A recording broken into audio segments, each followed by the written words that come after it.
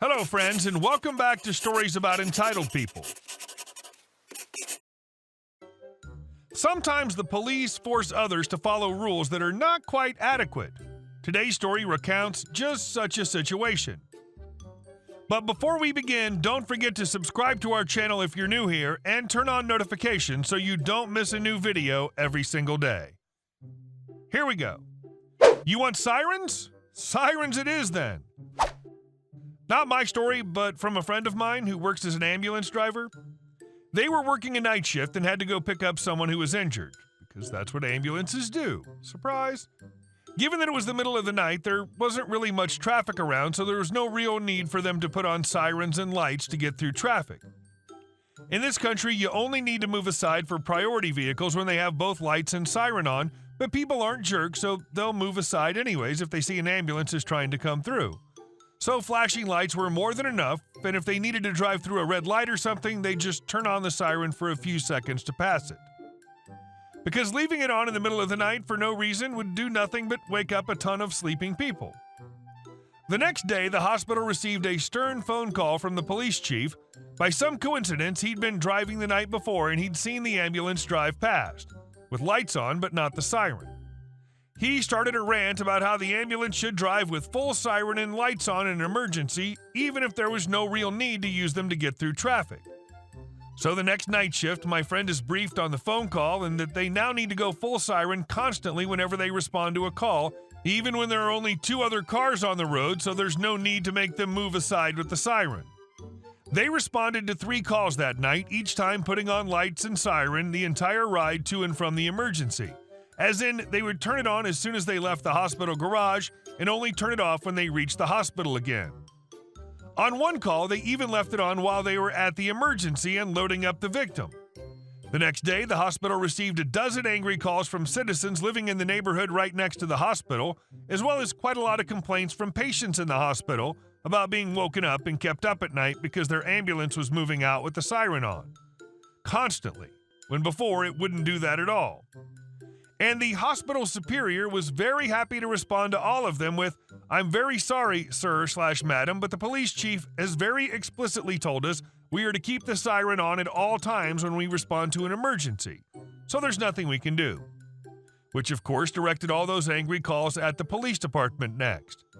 Later that day, they received a call from the police chief that they didn't need to constantly use their siren, but only when it was necessary. And our second story. The Karen before time. This happened in 2004, so it was before the Karen haircut became a thing. Yet Karen had a haircut and bad dye job very similar to today's Karen. I was at Walmart minding my own business, walking down the aisle in front of the registers. This pair of Karens passed me with a gaggle of elementary school-aged children. One of them, a girl about 9 or so, falls behind the group and ends up walking next to me. She isn't paying attention to where she is or where her family is and just assumes I'm her mom because why else would I be walking beside her? She grabs onto my cart, never once even looking in my direction. I stop in the middle of the aisle and say, "I'm not your mom." Kid finally looks at me, wide-eyed, and dashed off to mom standing in line at a register a few lanes down. Karen's watching me as this happens. I forgot all about the interaction, check out, and head to my car. I'm putting my groceries in my Saturn when I hear a horn honk. I don't think it's meant for me, so I just keep loading my stuff in my car. Karen starts getting agitated. "Excuse me?" "Yeah, you." Me. "What?" Karen. "What did you say to my daughter?" Me. "I said I wasn't her mother." Thinking, why does it matter? Karen. "That's not what she told me you said." Me. "Well, then she lied." Almost done loading groceries.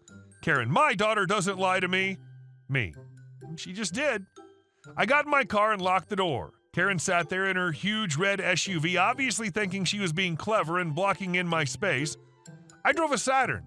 It was an old, small coupe, and on top of that, I always park pretty far away from the entrance for a few reasons. 1, looking for a spot is easy where most people don't want to park. 2, I have a learning disorder that makes it hard for me to calculate spatial awareness of things. Parking further out means I'm less likely to get in a tough spot and accidentally ding another car because I think I can fit and can't. 3, I get a little extra exercise. There was a car in the spot in front of me, but not ones on the left side. I knew if I backed up enough to turn left, I could get out, so I did that. Got right up close to her car, turned my wheel as far left as I could, and got out. Karen followed me. She followed me through the Walmart parking lot. She followed me as I turned into the road. She followed me as I drove the back roads, the very long way back to my apartment. She eventually gave up at some point, but I was majorly freaked out. If I'd been smart, I'd have driven straight to the police station once I realized she was following me. I can't figure out her endgame with following me. Did she think I was actually going to stop and deal with her again? And our last story. I pressed charges against my neighbor for breaking and entering. This is crazy, but just happened this past weekend. I, male 45 years old, was alone and taking a nap for a couple hours upstairs and came down about 4 p.m. I walk down and see a man walking out of my front door. I recognize him as my neighbor. We live in a townhouse complex and he lives right across from us. I confronted him. He apologized profusely and said he was drunk. Yeah, at 4 p.m. and made a mistake. I could smell the alcohol on his breath. Seemed believable, but I decided to make a police report anyway. They questioned him, but his story was believable, so that was the end. I go back inside, frazzled, but thought it was over. I check my phone and see auto messages about recent charges on my credit card from a convenience store near my house for several beers while I was sleeping. I call the police again, and they were able to get a copy of the store's security footage a couple of days later. Surprise, surprise, it's him. The police arrested him this morning, and he confessed to taking my wallet from my house, using my credit card, and then returning it back to my house. He didn't even take the cash in the wallet.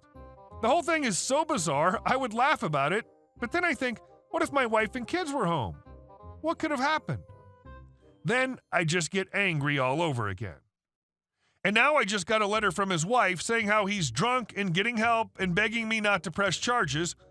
Part of me feels for her, but the other part thinks I should not only press charges, but also sue them into oblivion, forcing them to move at the very least. Edit. The door was unlocked. We're in a gated community, so I just dropped my guard. The neighbors have money, so I have no idea why he did what he did. Maybe just to see if he could get away with it? The guy's being held in jail pending a court appearance this Friday, likely will be released on bail, so no opportunity for him to apologize yet, if he does. I'm not angry about the money. I'm angry about the invasion of privacy and the fact that I won't have peace of mind in my own home from now on. I'm angry because of what could have happened if my wife and kids were home, and angry for how much worse it could have been in general. I'll be meeting with the wife tonight as she keeps begging for a meeting. Update. So I met with the wife and, wow, it was interesting. I told her I would meet in a coffee shop with my wife, and I also recorded the conversation just in case. She didn't know I was recording. Yeah, that was crappy, but I'm glad I did it, as you'll see. Meeting time comes and my wife has to work late and she can't make it, so it's just the two of us. She's apologizing profusely and tells me how he has been a drunk for years and used to love drinking and gambling until he basically spent all of their savings a couple of years ago on bad bets, and they almost lost the house until her parents bailed them out. He doesn't work anymore, but yet she keeps saying she loves him and he's a good man, blah blah. She also confirms that she controls all the finances, credit cards, etc. as a result, and just gives him an allowance to live on. She then asks if I can please drop the charges, etc. I let her know that I checked into it, and it doesn't matter if I drop the charges now. They have video of the crime, his fake statements, the credit card companies now involved, etc. So they have a rather long list of crimes and don't really need me to move forward. She then starts crying. I sat there for a very uncomfortable 5 minutes or so, wondering if I should leave. She then rather suddenly snaps out of it, and the conversation goes like this. Her. Look, I'm sure we can work something out.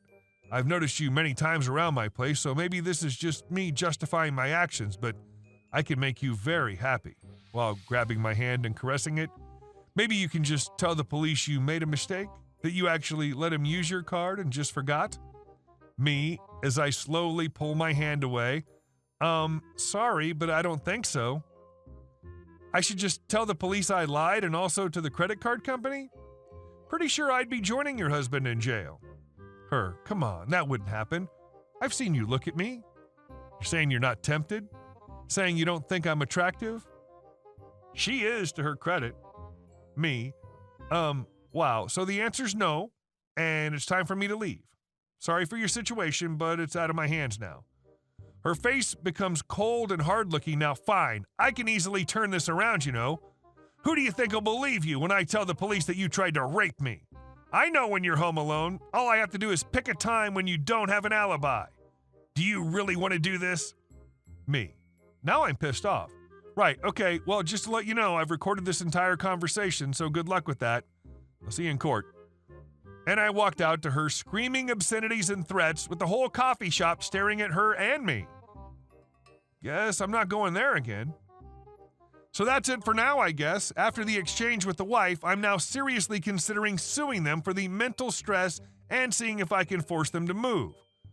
I shouldn't have to keep stressing every time I see them. Play stupid games, win stupid prizes. Here's the play-by-play. He broke and entered, he stole your money, he committed credit card fraud. Hey guys, thank you all for watching the video. I'll see you in the next one.